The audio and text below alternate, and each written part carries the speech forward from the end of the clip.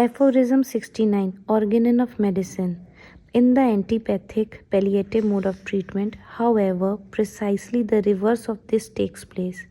The medicinal symptom which the physician opposes to the disease symptoms, for example, the insensibility and stupefaction caused by opium in its primary action to acute pain, is certainly not alien, not allopathic to the latter. There is a manifest relation of the medicinal symptom to the disease symptom, but it is the reverse of what should be. It is here intended that the annihilation of the disease symptom shall be effected by an opposite medicinal symptom, which is nevertheless in the sixth edition impossible. No doubt the antipathically chosen medicine touches precisely the same diseased point in the organism as the homeopathic medicine choose on account of the similar affection it produces. But the former covers the opposite symptom of the disease only as an opposite and makes it unobservable to a life principle for a short time only, so that in the first period of the action of the antagonistic palliative, the vital force perceives nothing disagreeable from either of the two, neither from the disease symptoms nor from the medicinal symptom, as they seem both to have mutually removed and dynamically neutralized one another, as it were. For example, the stupefying power of opium does this to the pain. In the first minutes, the vital force feels quite well and perceives neither the stupefaction of the opium nor the pain of the disease. But as the antagonistic medicinal symptom cannot, as in homeopathic treatment, occupy the place of the morbid derangement present in the organism, in the sensation of the life principle, as a similar stronger artificial disease, and cannot therefore, like a homeopathic medicine, affect the vital force with a similar artificial disease, so as to be able to step into the place of the original natural morbid derangement. The palliative medicine must, as a thing totally differing from and the opposite of the disease derangement, leave the latter uneradicated.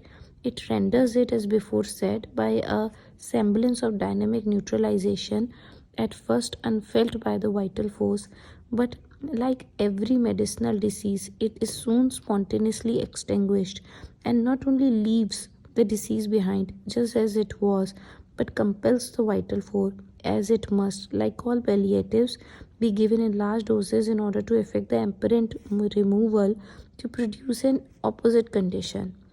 As stated in aphorisms 63 and 64, to this palliative method, the reverse of the medicinal action, consequently the analogue of the still present undestroyed natural morbid derangement, which is necessarily strengthened and increased by this addition, reaction against the palliative produced by the vital force.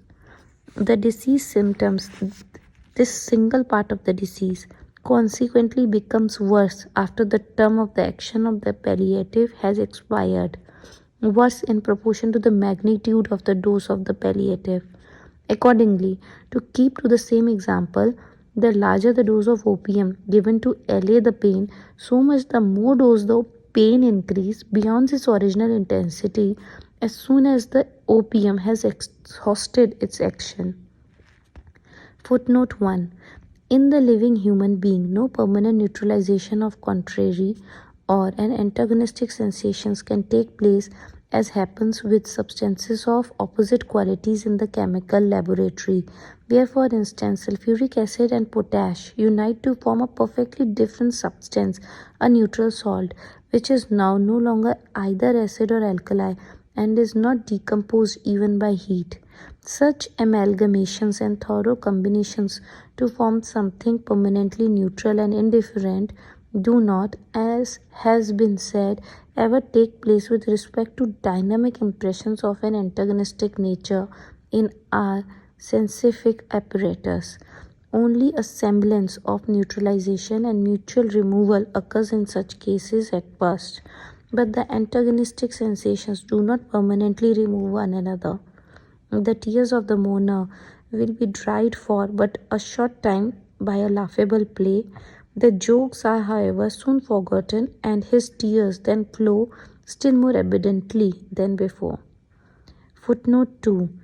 Plain as this proposition is, it has been misunderstood, and in opposition to it, some have asserted that the palliative in its secondary action, which would then be similar to the disease present, must be capable of curing just as well as homeopathic medicine does by its primary action. But they did not reflect that the secondary action is not a product of the medicine, but invariably of the antagonistically acting vital force of the organism. That therefore, this secondary action resulting from the vital force on the employment of a palliative is a state similar to the symptoms of the disease, which the palliative left uneradicated, and which the reaction of the vital force against the palliative consequently increased still more. Footnote 3. As when in a dark dungeon where the prisoner could with difficulty recognize objects close to him, alcohol is suddenly lightened, everything is instantly illuminated in a most consolatory manner to the unhappy wretch. But when it is extinguished, the brighter the flame was previously, the blacker is the night which now envelops him and renders everything about him much more difficult to be seen than before.